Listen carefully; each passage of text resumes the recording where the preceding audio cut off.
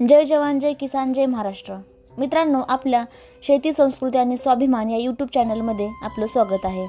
तर मित्रांनो, नेहमीप्रमाणे आज आपण जाणून घेणार आहोत कापूस शेतीबद्दल संपूर्ण माहिती, म्हणजेच लागवड, खत व्यवस्थापन, कीड नियंत्रण, सिंचन आणि उत्पादन वाढवण्याचे काही उपाय। चला तर मग सुरुवात करूया। तर मित्रांनो, यासाठी आपण सगळ्यात अगोदर बघणार आहोत कापूस शेतीसाठी लागणारं हवामान आणि जमीन कसं असावं। तर ते म्हणजे मित्रांनो, कापूस हे उष्ण आणि कोरड्या हवामानात चांगला येतो, म्हणजेच त्यासाठी लागणारे तापमान हे 25°C ते 35°C हे एवढं योग्य आहे। तसेच जमीन बघायला गेलं तर मध्यम ते भारी काळी जमीन ही सर्वोत्तम मानली जाते, ज्या जमिनीचा pH हा 6 ते 8 एवढा असतो। तर आपण बघणार आहोत की कापूस शेतीसाठी जातीची निवड कशी असावी।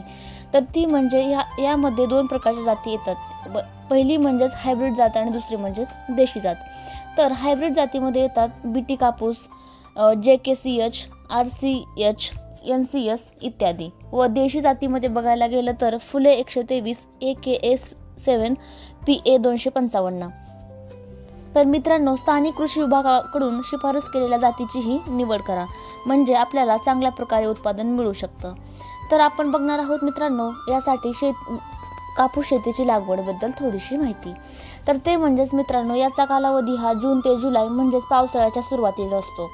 तर मित्रांनो कापूस लागवडीच्या वेळेस थोडीफार माहिती, म्हणजेच या दोन रोपामधील अंतर हे दोन ओळीमधील अंतर हे 45 ते 60 सेंटीमीटर एवढं असावं व रोपामधील अंतर हे 30 ते 45 सेंटीमीटर एवढं असावं। तर बियाणे प्रक्रिया म्हणजेच बियाणांना थायरम प्लस कार्बेंडाझियमने प्रक्रिया केलेली असावी। तसंच मित्रांनो, आपण बघणार आहोत कापूस शेतीसाठीचं सिंचन। कापूस शेती ही पावसावर अवलंबून शेती असल्यास पाणी साठवण्याची व्यवस्थाही ठेवा। कोरडवाहू भागात 4 ते 5 वेळा सिंचन आवश्यक आहे। ठिबक सिंचन वापरल्यास पाण्याची बचतही होते। तर मित्रांनो, तसंच खत व्यवस्थापन जर बघायला गेलं तर कापूस शेतीसाठी म्हणजेच लागवडीपूर्वीच्या टप्प्यात आपण शेणखत वापरू शकतो। त्याचं प्रमाण हे 10 ते 15 टन प्रति हेक्टर एवढं असावं।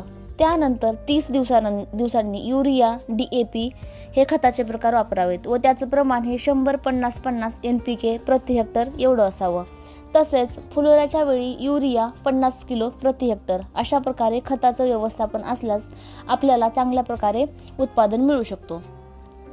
तसंच मित्रांनो, कीड व रोग नियंत्रण याबद्दलही थोडंफार बघूयात। म्हणजेच मित्रांनो, सुरुवातीच्या टप्प्यात तुडतुडे, खोडकिडा यासारखी किडे असू शकतात व फुलोऱ्याच्या टप्प्यात बोंडअळी।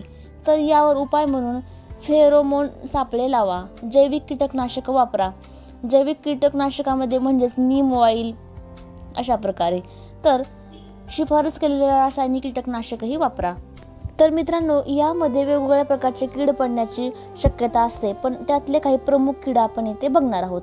प्रमुख कीड म्हणजेच पहिला कीड तर तुडतुडे। याची लक्षणं म्हणजेच पाने वाकडी होणे व यावर उपाय म्हणजेच इमिडाक्लोप्रिड फवारणी करावी। व तर दुसरा कीड म्हणजेच बोंडअळी। हे बोंडात भोक पडणे हे ह्या अळीचे लक्षण आहे। तर यावर उपाय म्हणून आपण फेरोमोन सापळे प्लस स्पिनोसॅड वापरू शकतो। तर तिसरा किडा म्हणजेच खोडकिडा। खोडकिड्याचं लक्षण म्हणजेच खोडात बारीक भोक पडलेलं दिसतं। तर त्यासाठी उपाय म्हणजेच ट्रायकोग्रामा परजीवी हा उपाय आपण त्यावर करू शकतो। तसेच त्या प्रकारे आपण बघणार आहोत की कापूस शेतीवरती काही प्रमुख रोग, तर ते म्हणजेच बुरशीजन्य करपा। तर याची लक्षणं म्हणजेच पाने काळी होणे। जर पाने काळे दिसायला लागली तर समजून जायचं की बुरशीजन्य करपा हा रोग पडलेला आहे। तर त्यावर उपाय म्हणजेच मॅनकोजेब फवारणी करावी। तर दुसरा प्रमुख रोग म्हणजेच बुरशीजन्य मुळे कूज म्हणजेच झाडं वाळणे। तर यावर उपाय म्हणून आपण ट्रायकोडर्मा वापरू शकतो। तसेच मित्रांनो, सिंचनाबद्दलही थोडंफार आणखी बघूयात। तर ते म्हणजेच पहिलं सिंचन हे लागवडीनंतर 15 दिवसांनी असावं। तर महत्त्वाचे टप्पे यासाठी थोडेफार बघूयात। तर म्हणजेच फुलोरा टप्पा, बोंडवाढीचा टप्पा अशा टप्प्याटप्प्याने जर आपण जलसिंचन व्यवस्थित केल्यास आपल्याला योग्य प्रमाणात उत्पादन मिळू शकतं।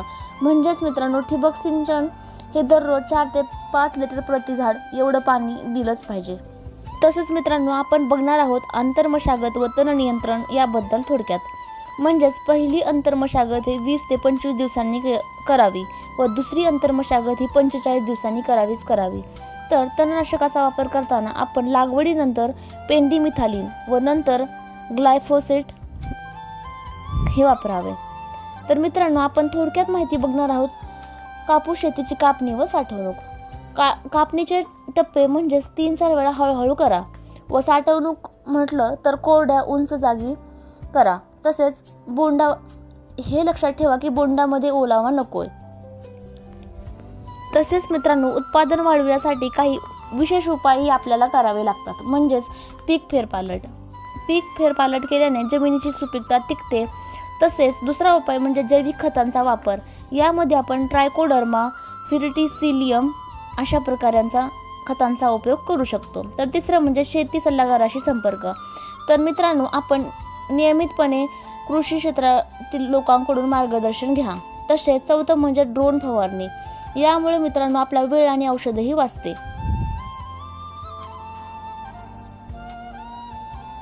तसेच मित्रांनो, आपण बघणार आहोत काही डिजिटल साधने म्हणजेच महाल शक्ती ॲप.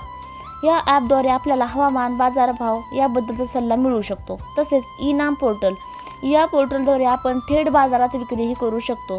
तसेच कृषी विज्ञान केंद्र, याकडून आपल्याला प्रशिक्षण व मार्गदर्शन मिळाल्यास आपण चांगल्या प्रकारे उत्पादन घेऊ शकतो.